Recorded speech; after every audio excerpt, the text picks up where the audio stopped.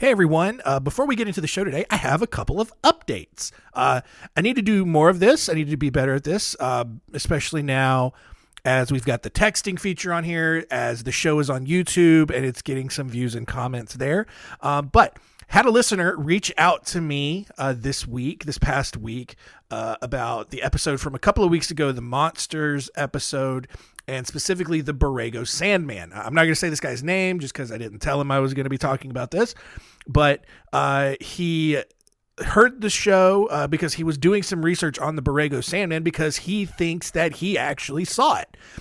He was in the Imperial Sand Dunes in Southern California back in 1996, which is about 90 miles from the Borrego Sink, where the Borrego Sandman was initially seen. His mom and his sister were just out there at the dunes, and he thinks he saw it. He said that the descriptions that I shared on the episode matched kind of what he saw. He wasn't able to see, this thing's eyes or the actual color of his hair, but it was at night, so it was a full moon, and he just saw this thing walking along the sand dunes. It was standing on the top of the hill, kind of watching him, him and his family. They first thought it was a cactus, but I don't know, cactuses don't walk and move around apparently. So I don't know, maybe this dude really did see the Borrego Sandman. It kind of matched all of the descriptions that was seen. So it's interesting. So 1996 sighting of the Borrego Sandman. Who knew? If you've seen other cryptids, write into the show. Let me know about it. Another update coming from last week's episode. I failed to mention this because I think I recorded that episode before I realized that this was coming out. But the Demon House. So the story I told about the Demon House with the black people getting haunted in Gary, Indiana. There was a Netflix movie or something about, is it a Netflix movie or documentary, not documentary, but like a TV show, a limited series called The Deliverance, which is based on the Demon House. And if you watch it, Glenn Close is in it, esteemed, sophisticated, very proper actress Glenn Close goes absolutely feral in this story. The things that come out of this woman's mouth in this show, they really made the story absolutely ridiculous, which is crazy because it's a pretty ridiculous story in and of itself. But then, they Hollywoodified it and made it silly. But if you want to, learn more about that story and kind of get a visual to the story that I told, it is called The Deliverance on Netflix. So all that being said, if you got an update to a past episode or you got comments, I'm going to try to do a better job of having a segment in the shows, probably at the end after the final music, to share your updates and any other kind of messages. You can either text the show straight from the show notes in your podcast player, or leave a comment on the website at johnhensonwrites.com or on YouTube. That's it. Enjoy the show today.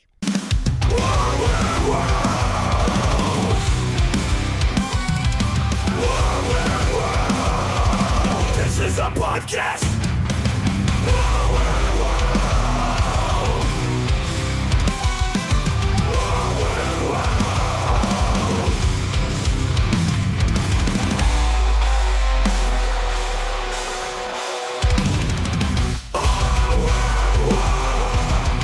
Welcome to Our Weird World. I'm your host, John Henson, joined in the studio. It's not a studio, it's my office. But Finn is here on the floor. I have him distracted by the sensory fruit. I don't know if the music is coming through on the microphone, but if you hear music in the background, that's what it is. He's on the floor, and he is locked in on the sensory fruit. And I get it, man. Things are hypnotizing.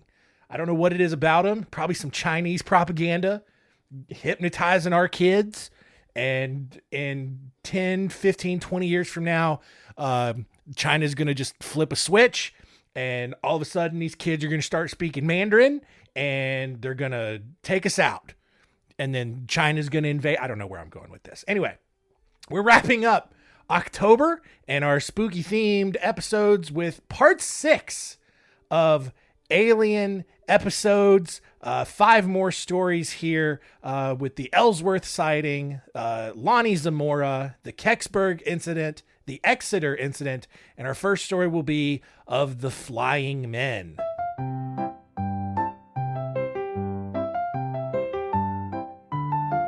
Story time.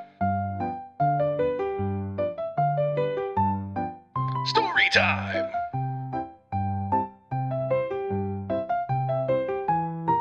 Story time?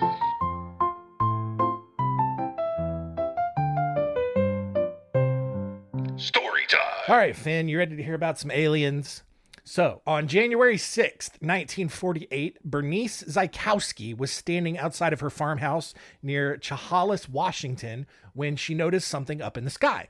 And it wasn't a bird, it wasn't a plane, it was a man with silver wings flying roughly 20 feet above her barn. So 20 feet, not that high up, all right? You can clearly see something that's 20 feet in front of you, all right? Several children walking home from school at the time also saw this man, who continued to float around Zykowski's barn for a few more minutes before ultimately just flying away and disappearing. 3 months later, Viola Johnson was on break from her job in Longview, Washington. And as she sat outside, she thought she saw a flock of seagulls flying towards her. And then she ran. She ran so far away. I'm kidding. That's a good joke, right? Anyway, as the flock of seagulls got closer, I'm such an idiot. God. Oh, that was so dumb. Finn didn't hear any of that. He is still locked in on the fruit. I need to distract from how bad the joke was for a second. We'll get back into the story for a second. Look, I'm just going to update you on the fruit, to be honest. Like, there's a pineapple, an orange, a watermelon, 2 cherries, a blueberry, a lemon, a lime, a strawberry, a banana, and an avocado. It is a full produce section on the TV right now. And they're just smiling and dancing, and we're fading out. Oh, we're fading out. All right, the song's over. Finn's hypnosis is going to break here momentarily. Nope. And he's still locked in. All right. We're coming back. All right. New song is starting. Anyway, you guys don't care. Back to the story. So as this flock of seagulls got closer, Viola realized that it wasn't actually birds, but it was 3 men in gray uniforms flying towards her roughly 250 feet in the air. So now they're not 20 feet, they're 250 feet. That's a little bit farther away. She rushed inside and told everyone what was going on. Like, there's men in the sky flying. That's not how people from Washington sound. I don't know what accent they have. But only the janitor, James Pittman, made it out in time before the men flew away. So only he was able to corroborate that story. This story did make front page news in the Longview newspaper the next day. Of course, though, as with all of these sorts of alien sightings, there are a lot of sketchy circumstances surrounding both accounts. First, Zykowski's sighting was never reported in any newspaper, although something like that almost certainly would have anywhere else, right? Additionally, it had been raining all week in Chehalis, and most of the area was flooded. Why that matters, I don't know, but that's what skeptics kind of point to, to say, like, hey, this story's a little fishy. In Viola's case, although the story was reported in the news, the same paper also ran a promotion the day before for National Laugh Week and encouraged people to play jokes on everyone. Because this was a very stressful time following World War II. I mean, this is 1948. The paper had recently begun a competition to have people send in their funniest stories. So skeptics on this also kind of think that Viola used this idea of flying men as like, oh, this is my funny story for National Laugh Week. And it's possible she made up the whole thing, especially because the flying men were never seen again after this. So who knows? Moving on to the night of August 5th, 1953, when people began seeing a red glowing light making long sweeping movements across the sky near Ellsworth Air Force Base in South Dakota. Reports then trickled over to the Air Defense Filter Center in Bismarck, North Dakota, where one of the sergeants on duty spotted various unidentified objects from the roof. These lights were moving really strangely through the sky, seeming to kind of move up and down between the power lines near the horizon. So by midnight, 3 more of these objects appeared, and 2 F-84 jets were sent to investigate.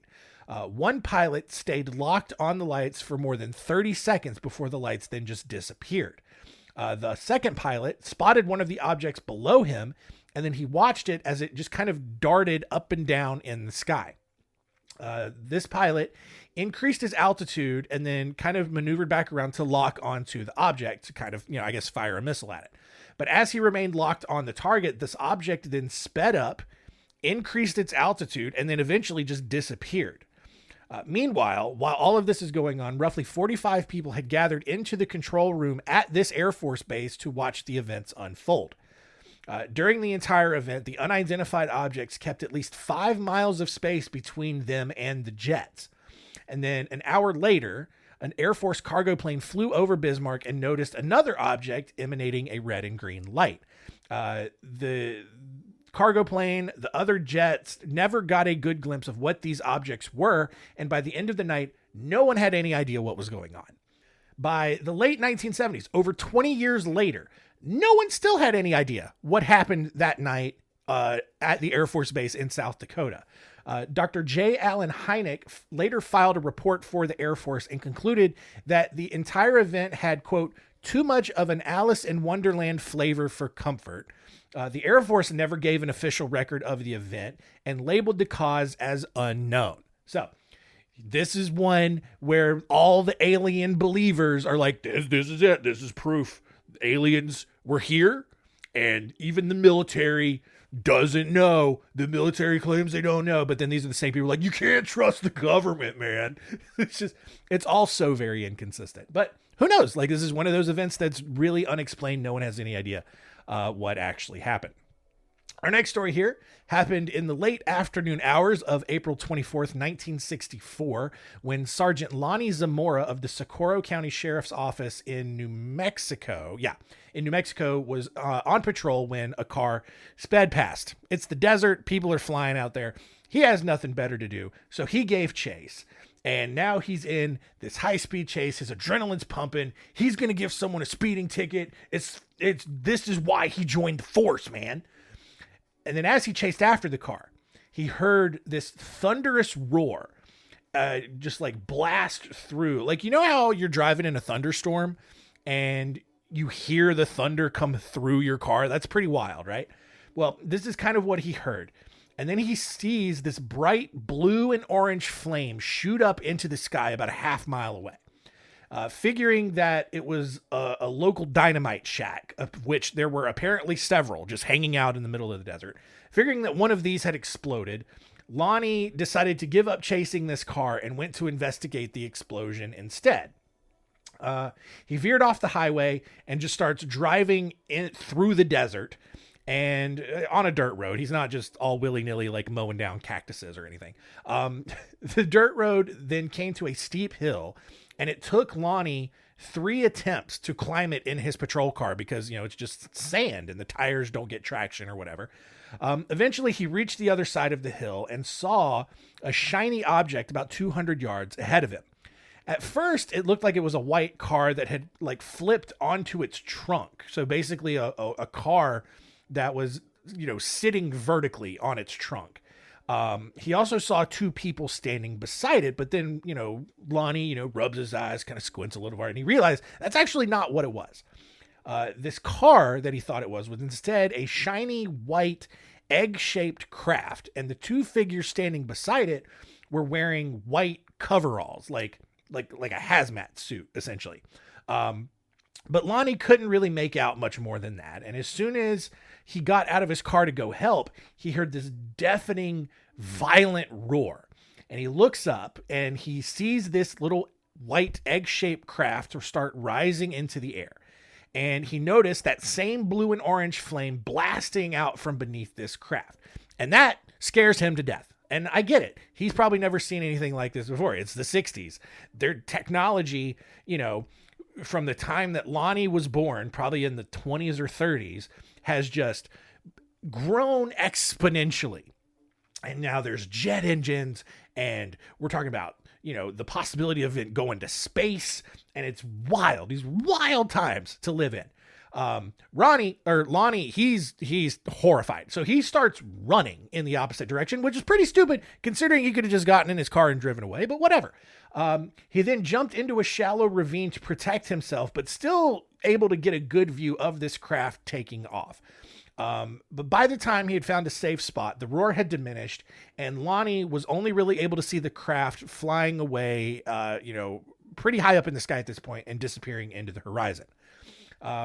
Lonnie runs back to his car, radios back to the sheriff's office, and tells him everything that he's just seen. He then walks over to the launch site, and by the time he gets there, backup has already arrived. He and the other officer noticed smoldering bushes and unrecognizable tracks. Within hours, thanks to other people listening to the police scanner, Lonnie's encounter hit the news, because that's a thing that people used to do for fun. My grandparents, I think this was their nightly entertainment. My grandparents, for the longest time, had a radio scanner in their living room, and I remember them just having it on. And every now and then, it would just come through. Some voice would come through, and it just, and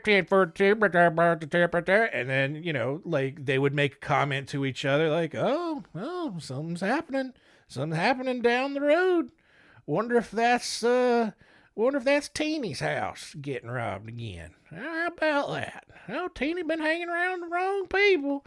Yeah, that's just all they did. Like, they didn't watch TV. They had dinner, and then they would like just sit there with the police scanner on. They would probably have a book or something, and I'd just be sitting there like playing with toys or something, or like they would let me watch like a baseball game or something, but like on mute, and they would just be listening to the police scanner. It's just like, different times, man. That I hadn't thought about that in a long. That might be the first time I've recalled that memory since it happened. Like, just wild. Anyway, Lonnie's encounter soon hit the news because people heard Lonnie's report. They heard him panic calling into the police station. So they are now, calling for more information, getting the news involved, everything. Several witnesses, including tourists from different parts of the country that were passing through at the area at the time, soon came forward and corroborated Lonnie's story of an egg-shaped craft with a bluish flame blasting off into the sky. Well, later that night, Lonnie was interviewed by the Army and the FBI. Lonnie, he's a very logical dude. He thought that this was just like a new plane that was being tested at the nearby White Sands Missile Range. But the Army quickly denied that, saying that nothing in their possession matched Lonnie's description. And why would it? It's the Army, not the Air Force, but whatever. The next day, Army Captain Richard T. Holder, Dick Holder. What a name! Army Captain Dick Holder. Ooh, man, what a guy. He had interviewed Lonnie, and he was contacted by the Joint Chiefs of Staff and asked about the incident. Dick Holder never understood why the Joint Chiefs of Staff had asked him about it, but he gave them the report. Lonnie eventually grew so tired of being interviewed by the government and ufologists that he left the police force altogether and took a job as a gas station manager, which is a level of burnout that no one should ever have to experience. He ended up dying on November 2nd, 2009 from a heart attack, and no one is really still certain as to what happened. Now, skeptics think that the whole thing was a hoax, while Harvard astronomer David Menzel came out and said that he believed that Lonnie was the victim of a very elaborate high school prank. I don't know what kind of high schoolers are getting something that's the shape of an egg and then blasting it off into the atmosphere, but whatever. Menzel also suggested that Lonnie had misidentified a dust devil because everyone knows that dust devils are white and shaped like eggs and then give off blue flames. Sure. Project Blue Book, which was the government's kind of official ongoing record of all of these UFO sightings and investigation, released their official report less than 2 months after the incident. And they claimed that even they were not sure as to what happened. Now, my theory, because I know you care about this, this was in New Mexico. Also in New Mexico was the famous Roswell incident. And I talked about in one of the previous Alien episodes about how the Roswell incident was not an alien craft that crashed and then bodies were recovered, right? But the most highly likely situation that happened there was like, it was a private company, whether it was like Lockheed Martin or Northrop Grumman. They were testing their own experimental aircraft, right? Like these aerospace companies, they don't have, you work on defense contracts, but they're also free to just develop whatever other products they want to develop, right? And there was a huge landing strip, a few miles away from Roswell, where things like this took place. And it was likely just an experimental craft. Maybe it was a high altitude craft, because there were a lot of spy, craft, trying to perfect high altitude space, UAV, drone planes, whatever you want to call them at that time. So it's the likely possibility is that one of those private companies were testing a new kind of experimental aircraft, just the same way that it happened at Roswell. What about the white coveralls? Yeah, if they're high altitude craft and they're trying to, get them up into the atmosphere, they've got to protect them. They've got to put them in pressurized suits. Otherwise, their brains would explode. So just small things like that. And so if those companies were operating privately, the government would never have had any idea what was going on. And those companies, unless they were like ultimately subpoenaed by the government to testify, they would never have to explain what was going on there. So most likely that's what that was. Our next story here happened at 2 a.m. on September 3rd, 1965, when Norman Muscarello was hitchhiking to his parents' house in Exeter, New Hampshire, after spending some time at his girlfriend's house in Amesbury, Massachusetts. Why he couldn't, I don't know, stay the night with his girlfriend, probably because it's the 60s and that's taboo. Why he couldn't just get a hotel. But no, he's going to hitchhike because that's safe to do in the 60s when serial killers are definitely a thing. But whatever. As he's walking down Highway 150 in the middle of the night, he saw 5 flashing red lights off in the woods. And then suddenly, those flashing red lights began moving toward him. And he gets really freaked out, so he jumps into a ditch to hide. Those lights hovered over him for a few moments before then just kind of flying back into the woods and disappearing. Thinking he was safe at this point, Muscarello sprinted over to a nearby farmhouse and started banging on the door, trying to call for help, but no one was home. Muscarello then ran back out to the highway and flagged down a car, who then drove him to the nearby Exeter police station, which, what is that driver doing? If I'm driving down the highway in the middle of the night and some dude jumps out of the road and is like, "Hey, please stop. Something's chasing me." I'm sorry. I'm not slowing down and I'm not helping you. You're dead. You're a dead man. I don't know what you could be a serial killer. You could be a maniac and you're just trying to do that to kill me. I'm sorry. I'm not doing it. This person, though, he did. He goes to the police station in Exeter, New Hampshire. Officer Reginald Tollin, who knew Muscarello personally, was working the night shift and listened to Muscarello tell his story. Tollin then radioed Officer Eugene Bertrand Jr., who had reported another encounter earlier that night with a distressed woman on the side of the road who had been chased by another huge object with flashing red lights. Although Bertrand originally thought that this woman was crazy, Bertrand changed his mind after hearing Muscarello's separate story and then took him out to that area to investigate. When they arrived back at the scene, everything looked normal. But as they walked to the farmhouse, the horses there started kicking and making loud noises. Dogs began howling, which is super creepy. And then Bertrand and Muscarello then looked up to see a large object with flashing red lights again rising up from the woods. This object now was kind of swaying back and forth, but still, floating in the air, and it was moving towards them. Bertrand and Muscarello sprinted back to Bertrand's patrol car and immediately waited for backup to come. As they waited for help, the two then watched as the object hovered about 100 feet away with its red lights flashing rapidly, but in various sequences with no real discernible pattern on them.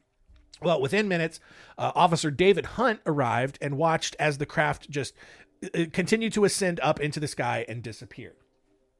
The event made national news, right? The Pentagon quickly released a statement saying that the three men had simply seen stars and planets twinkling in the sky, and that like a temperature inversion had just caused like a strange visual phenomenon that made those stars look closer than they actually were.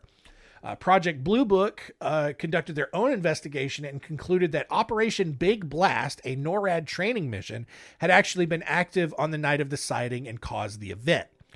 All three men strongly disagreed with both of those explanations, noting that one, that the weather was clear and that the sightings had occurred over an hour after the training mission was documented to have ended. Even more, the object they saw didn't have wings, nor did they feel any wind as this aircraft or whatever it was jetted away from them. Two additional people in the area filed their own reports, but the government just ignored them and moved on. They closed the case.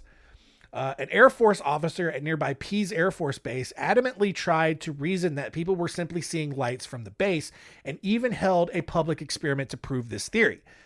In front of a large crowd, the officer then radioed into the base to turn the lights on, but nothing happened.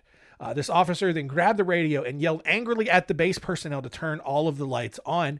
And then a voice on the other end replied that the lights were already on, dude. Like, calm down. And so this embarrassed and irritated officer quickly jumped back into his car and sped off. So, like, it wasn't the Air Force Base lights that these dudes had seen. So whatever. 5 months after the incident, Lieutenant Colonel John Spaulding from the Office of the Secretary of the Air Force finally responded to all of the reports, essentially retracting the initial statements of temperature inversion or the NORAD training mission, and basically said that the government was unable to identify the objects that the men observed. So again, another unknown. Oh, it was another alien encounter. Maybe. Who knows? Like these, here's the thing, all right? The past 5 editions of this episode, all pretty clearly crazy people claiming to see things that were not what they said they saw. A lot of these, totally unexplainable, right? Or at least, unexplained in the official government records, which gives, alien heads a lot of ammunition to say that, something actually happened. But our final story here happened on December 9th, 1965, when a giant fireball streaked across the sky in Canada and 6 states. The fireball was so large that actually grass fires and sonic booms were reported across the object's flight path. In Kecksburg, Pennsylvania, roughly 30 miles southeast of Pittsburgh, people reported a loud crash. When the Greensburg Tribune-Review reported on the story the next day, the report noted that the U.S. Army and state police had immediately swooped in and sealed off the crash site. However, government officials didn't find anything, and so scientists assumed that it was simply a meteor that had crashed. Several people, on the other hand, thought it was a plane crash or a failed missile test or a falling satellite, which, based on like the fire and the loud explosions, all of that makes a lot of sense. It could also have been a meteor. In 2005, so 40 years later, NASA released a statement saying that they had examined metallic fragments from the crash site and determined that the object was actually the Russian spacecraft Cosmos 96, which had re-entered the atmosphere and broken up over the United States because, of course, the Russians would carelessly let a dead satellite fall wherever fate would have it to go. They are still doing that. However, NASA also said their records for that examination had been lost for over a decade because that's just kind of how the government operated in the 1960s. 2 years later, NASA was sued by a journalist under the Freedom of Information Act for those records, but they were still never recovered.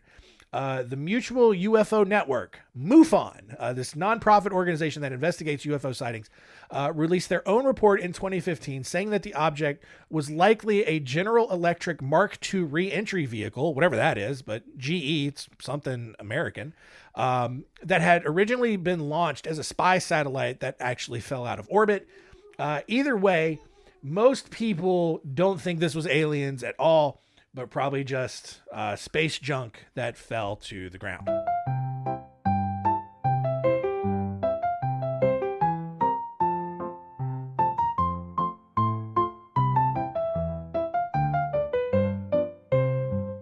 There you go. Part 6 of Alien Stories in the Books. Finn, How did you feel about those stories? What do you think? He is still just locked in to the fruit. We've still got that going. Almost 30 minutes later, has not taken his gaze off of it. I can't imagine that's good for his development. I'm a terrible parent. Anyway, let's recap and see what we learned today.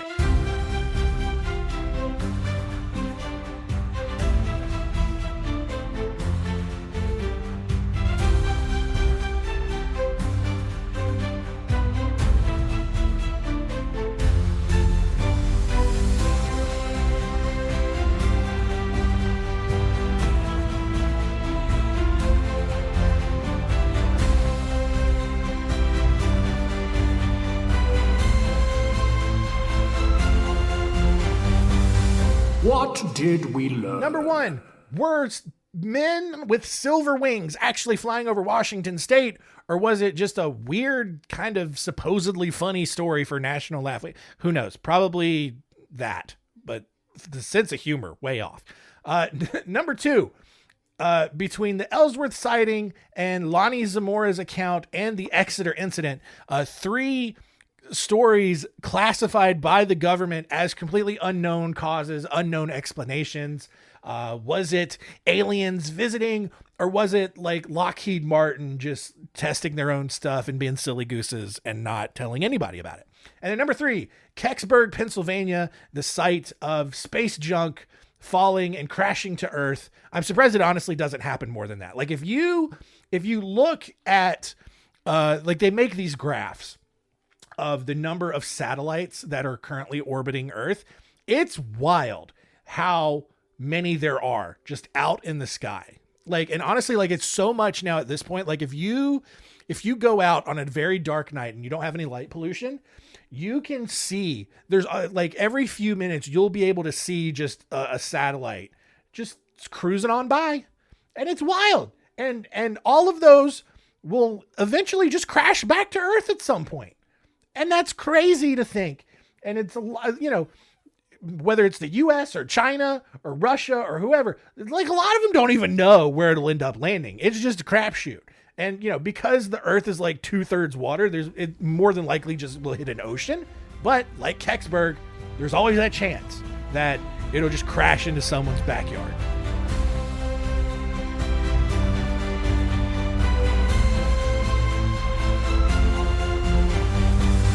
What did we learn? Honestly, like home repairs like stress me out. Like I get so triggered whenever something in this house breaks.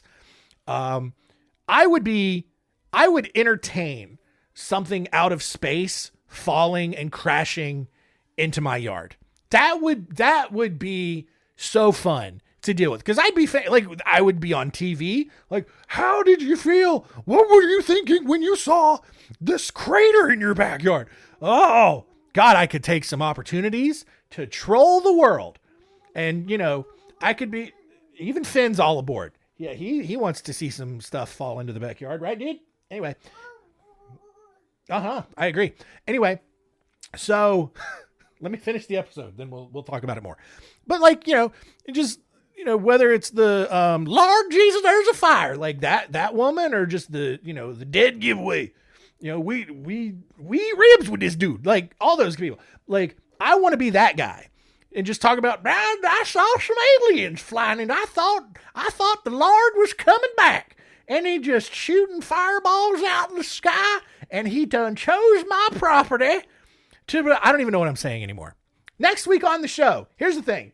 I thought about it, and I felt like this series of spooky themed stories did not reach spooktacular levels. So here's what we're going to do. We're going to continue on. I've got 5 more stories about alien sightings and encounters, and we're just going to keep going into November because it's my show and I can do whatever I want. So 5 more stories next week. We're looking at the Washington Flap, the Shag Harbor incident, a sighting in Aztec, New Mexico. You good, dog? Chill. Anyway, and then the stories of Frederick Valentich and Thomas Mantell. So more aliens happening next week. Thanks so much for continuing to listen. Keep telling your friends about the show. and keep it weird. This is a podcast